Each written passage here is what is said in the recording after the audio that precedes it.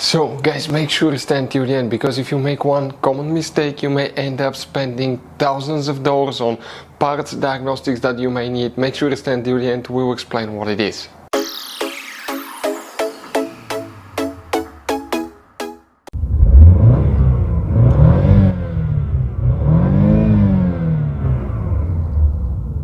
Hey guys, welcome back to Electrical Car Repair Live. Thank you guys for watching and subscribing to the channel. Today will be super helpful video to any of you having a Dodge Challenger this generation here from year 2014 to year 2024.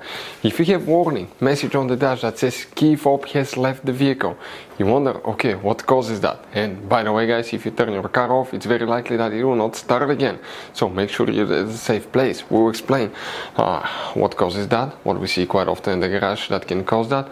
If you need to buy replacement parts at a good price, tools as well, we'll share the information in the video for your convenience. So let's start on it now.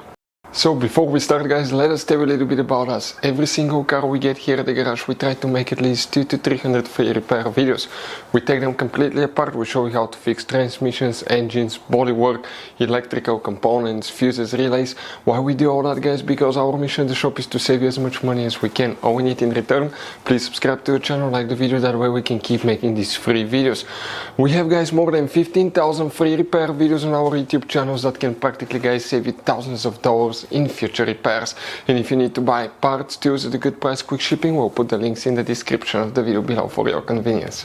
So guys, if you have warning that says that the key fob has left the vehicle, what can cause that now guys? Okay, multiple things, but first what you want to check is the fuse for the RF hub module. That's a keyless entry module. Bad fuse can easily cause that. Where it's located? In the trunk. Go ahead, open the trunk, lift the carpet liner up guys, and once you lift it up you're going to find a spare tire. Underneath you have a car battery on the right side, and behind it here you have a fuse box. That's what it looks like. That's closer look of it. You need to press the tabs together, lift that cover up, and underneath guys you're going to find a fuse box with a layout like this one here. Before we continue, let's explain quickly why it's always a good idea to test fuses and relays. It is guys very important to test fuses and relays. On those fuses you cannot clearly see if they're burnt or not, especially you can see in the J-case fuses as well. And if you guys assume, okay, let's say you remove a fuse, you look at it and you assume guys that it's actually a good fuse, but it's actually a bad fuse, sometimes you cannot clearly see that. What can easily happen guys at that point, you can put the bad fuse in and you start replacing parts and tools that you don't need to, so you lose your time, you lose your money to fix a problem that doesn't exist, when all we had to do is test the fuse and replace it. We'll put a link to a special video that will teach you how to test fuses, how to check relays very easily as well guys. So check it out, it will be in the description of the video below. So the fuse for the RF hub module guys, where you can expect to find it. You see that row of fuses? Let's zoom in a little bit. So that fuse here, it's now fuse 38. 37, even if you have a missing fuse you count the spot 36, 35, 34, 33, right? That fuse right here, 33, that 15 amp fuse, that's the one that you will guys need to check. If you see the whole fuse box looks like this one. Now for any of you that want to see where the RF hub module is located and how to replace it, we'll have the video on the channel.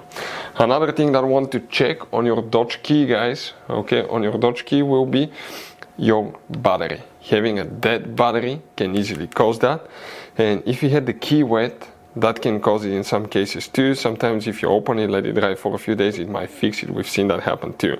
But always replace the battery. We'll have videos on our YouTube channels how to replace key fob battery on Dodge Challenger. Check it out. Another thing, it could be physically bad key. For instance, this one did go bad. This one was a good key, starting the car and everything else, but now it doesn't work anymore. We got that message. So what we did, we used guys the X tool. We'll put a link in the description of the video below where you can get it from. It works for Dodge guys, okay? And that device right here, you can get the pin code, you can program keys, you can find out exactly what's wrong, you can access every computer module in your car, and sometimes they have up to 40, 50 different computers. We don't have our connected now, it's trying to communicate with the vehicle, it's not on, but the video will be on our channel, how to program key on Dodge Challenger and how to find guys the pin code to program a key on Dot Challenger, or that will be on our channel if you need to find it.